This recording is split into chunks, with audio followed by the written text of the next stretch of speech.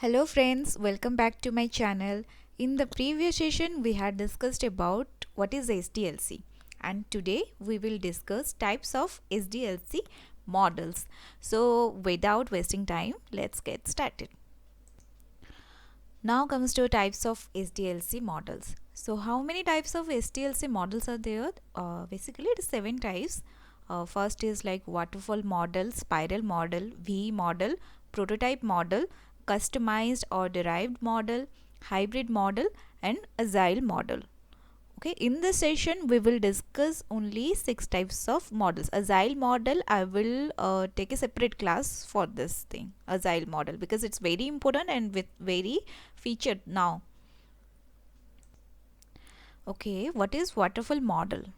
So waterfall model is also called as sequential model or classical model. It is used in SDLC to create a system with a linear and sequential approach. This model develops systematically from one phase to another in a downward fashion. It is nothing just same as SDLC model. Your first is requirement collection, then is analyze, then design, then coding, then testing, then deployment, and then maintenance. Advantages of waterfall model. So what is the advantage? It is very simple to adopt, initial investment is very less, and you can expect a stable product at the end. So disadvantage is like it is not a flexible model, developers are involved in testing is smallest phase which is done only after coding. It needs lot of rework which increase total cost of project. Turnaround time taken to deliver the product to the customer will be more. One by one we will understand. Okay, so what is first, it is like it is very simple to adopt, because it's like first is your requirement collection analysis, then your design, coding, testing, deployment, and maintenance. So that's why it's very simple, and initial investment is very less, so we are not doing any proper planning for that. So only we can estimate, yeah, such amount is needed, so maybe so like that. Then you can expect stable product at the end, because if because requirements were freeze in the beginning only. Okay, you must have some questions on your mind that why they will freeze the requirement. Okay, so if there is any changes in the requirement at any stage, then that corresponding design also changes. As the design changes, codes also changes. Because of this, lots of bug will introduced in the code. To avoid all the above, they will freeze the requirement. Okay, and the next question is that why they will keep changing on their requirement.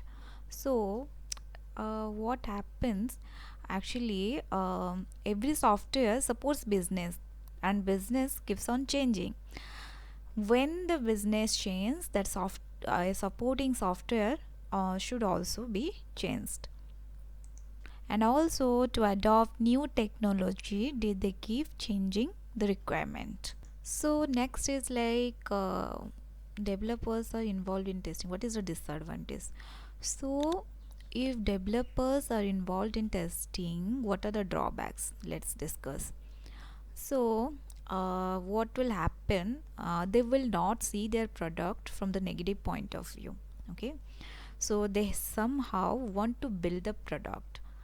They don't want to see the product breaking, and they consume all the time allocated for testing to build the product, and finally they say there is no time for testing. And then what will they will try to hide the bugs instead of fixing the bugs. So these are the advantage disadvantage.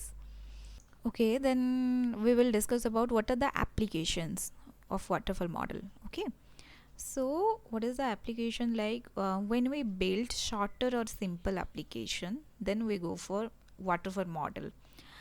Then second is like when we go for short term project, then also we can adopt that waterfall model. Then third is like when we have you're sure that customer is not going to change his requirements, then only we follow waterfall model. Then discuss about spiral model and iterative model. So it is also called as incremental model. Just remember this, it is also called as incremental model. Yeah, it looks like a coil with many loops. Okay, see how it looks like. It looks like a coil with many loops. The number of loops varies based on each project and is often designated by the project manager. It is same like waterfall model. It works like waterfall model.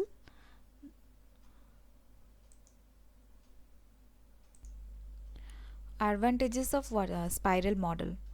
So what is happening here? First advantage is like we build one module, then test it to find bugs, then solve it, then only add another module. Okay, so that what happens, turnaround time taken to deliver the product to the customer will be very less, because we are not developing full product, we develop only one or few module at a time. So that requirement changes are also allowed. When we go for spiral model, okay, so whenever there is a dependency between modules, and when requirements are given in stages, then only we go for spiral model. So its disadvantages is each cycle looks like waterfall model. So same, first is like your requirement, and then analyze, then design, coding, testing, deployment. So it's same thing, same like a waterfall model. And requirement and design stages are not tested. Testing starts only after coding, and developers are involved in testing. So these are the disadvantages. Then is V model. What is V model? That is verification and validation. So what is B model? B model, why it used? In order to overcome the drawback which was there in waterfall model, we came up with B model. Okay. First, how it works, like first is CRS. What is CRS? Like customer requirement specification. Okay. So here in the beginning only, your business analyst, product analyst, and your QA lead or your manager or developer, they will meet, and they will sit together and they will discuss. What after that, what they will do, they will convert CRS to SRS. CRS is like customer requirement specification, and SRS is like software requirement specification. What they then did, they first customer required this specification to software requirement specification. At the same time, what the QA team, I mean, yeah, the testers, what they will do, they just review CRS, then write acceptance test plan, and then write acceptance test case. Okay, based on CRS. Okay, then what will they do on SRS, software requirement specification? So they will review SRS based on CRS, write system test plan, then write system test case. Okay, after that SRS will convert to HLD, high level design. Okay, so then what the testing team will do, they will do review HLD, write integration test plan, write integration test case. Then HLD will convert to LLD, low level design. So at the same time, what they will do, like review LLD, write functional test plan, write functional test cases, then starts coding, which is nothing called as unit testing, or sometimes it is called as white box testing. So after that, here all QA team will involve testing team, and they will start functional testing. Then based on their functional test plan and functional test cases, they will do functional testing. Then they will, after functional testing, they will do integration testing based on integration test plan and test cases. Then they will do system testing based on system test plan and system test case. Then at last, in the last, they will do acceptance testing based on acceptance test case and acceptance test plan. Okay, that is complete V model. How that V model works. So now discuss about advantage of V model. So for what is the advantage? So testing starts in very early stage of the project development, that is requirement collection stage. So all the stages are tested. Because of this, it avoids downward effects of flow, which in turn reduces lot of rework. So total cost will be less. The output is given simultaneously. Because of this, project get completed very fast. So when we go for V model, okay, so it's like applications. So when we build complex or larger application, then we go for V model. And when we go for long term projects, or when customer is expecting very high quality product under pressurized high time frame, then we go for V model. And what are the disadvantages? Its first is initial investment is more, and it involves too much of documentation work. Then is like customized or derived model. So what is customized model? It is nothing like, first we take one build, then what will we do? We do some changes, and that changed module is called as customized model. Then comes to what is prototype model. So what is prototype model? It is a dummy software or dummy page which looks like an actual software, but not the real software. Okay, so it looks like, first is same thing, like first requirement collection, then develop and design prototype, then prototype testing, then customer approval, design HLD or LLD, then coding, then testing, deployment, maintenance. Okay, here what is happening, one more thing is, here is customer approval here. Okay, so if there is any defect, first is requirement collection. Okay, they will gather some, what is the requirements, then development and the design prototype. What will here they will do? They will do text format to image format, they will change that requirement to. Then what do prototype testing? Prototype testing is like they will test that features are present or not, features are present at right place or not, and look and feel of the application.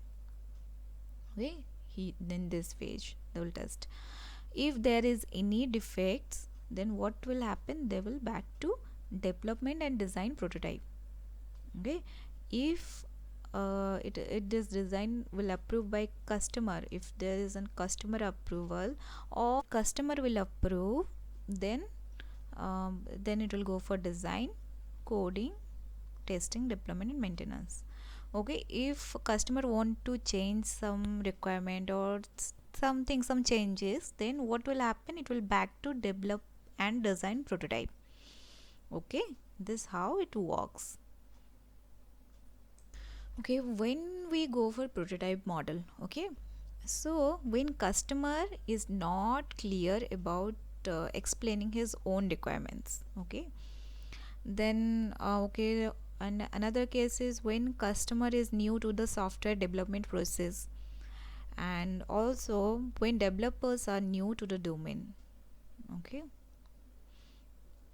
then we will discuss about advantage. Okay, what are the advantages? There is an improved communication between customer, development team and testing team. Initially itself, developers will get to know what they have to build, and customer will get to know that what is the outcome. Okay. Customer also gets the opportunity to request for changes in the beginning itself. So now discuss about drawback. Okay, So first is like there is an investment needed just to build a prototype, so that initial investment is more. Actual design of the application starts very late because all are busy in designing and developing prototype.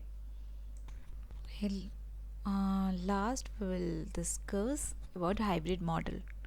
So it is a combination of at least two or more traditional models and modifies them as per the business requirements. This model is dependent on the other SDLC models such as spiral and prototype, or V and prototype, or spiral and V. You can combine any two models. So I have combined like spiral and prototype.